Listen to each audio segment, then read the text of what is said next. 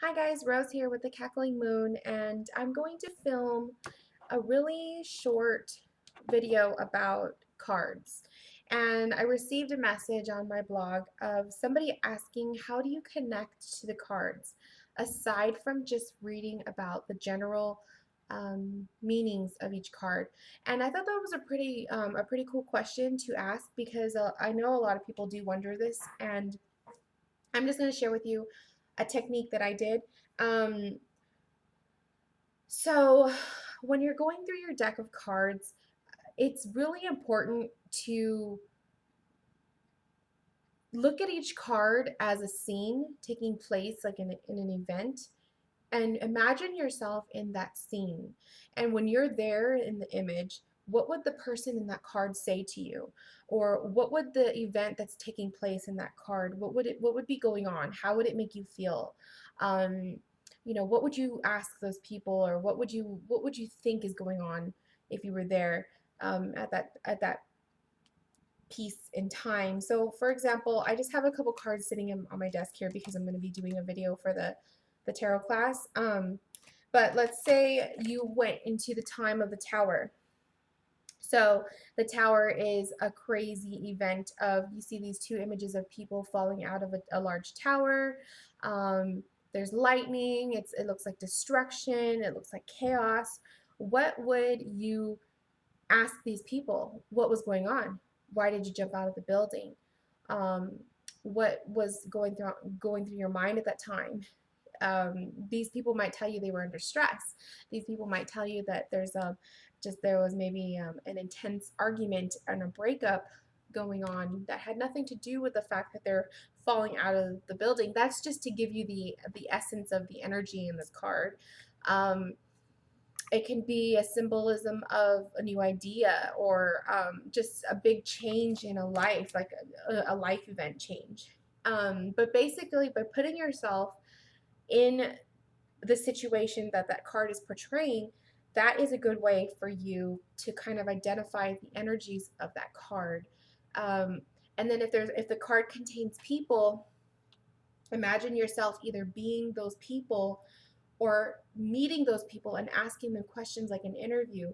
And what do you think they would say to you? What kind of advice do you think they would give you?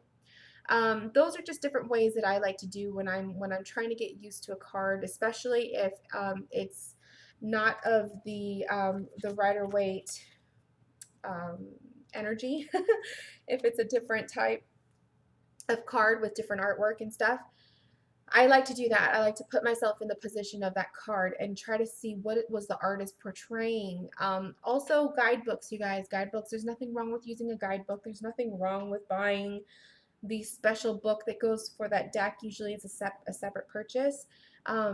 There's nothing wrong with that. That will give you more insight on the artist's perspective, because every artist is very different in the way that they perceive certain events. So you can have multiple artists portraying the tower card, but because they all have a different way of perceiving this, um, the image of the tower will look so different from different people. But that's basically my advice, is just putting yourself in the situation, imagining yourself in that event taking place on the card, interview the card. What would the people ask you? What would they tell you? And that's just another way that you can connect to the energies of each card.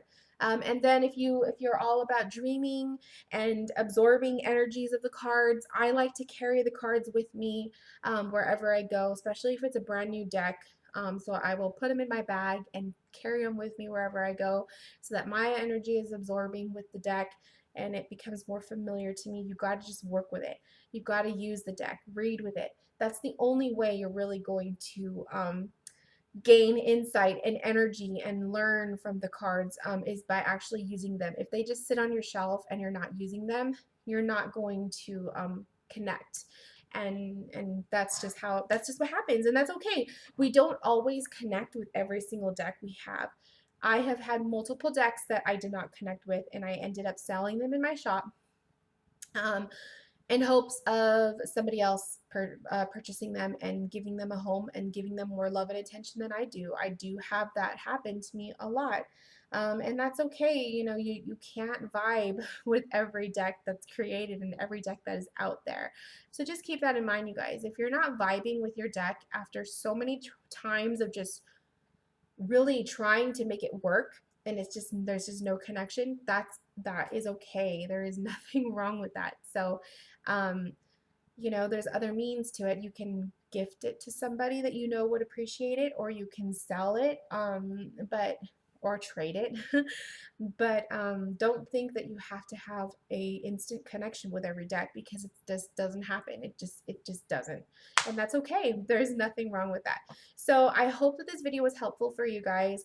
If you have any questions, or if you have any cards that you are having some difficulties with, leave me a comment below. I'd like to see like what if a lot of people are having difficulties with the same card, and maybe I'll make a video of it and answer questions, or I'll just leave comments and answer your questions there. So reach out, you guys. Don't be scared.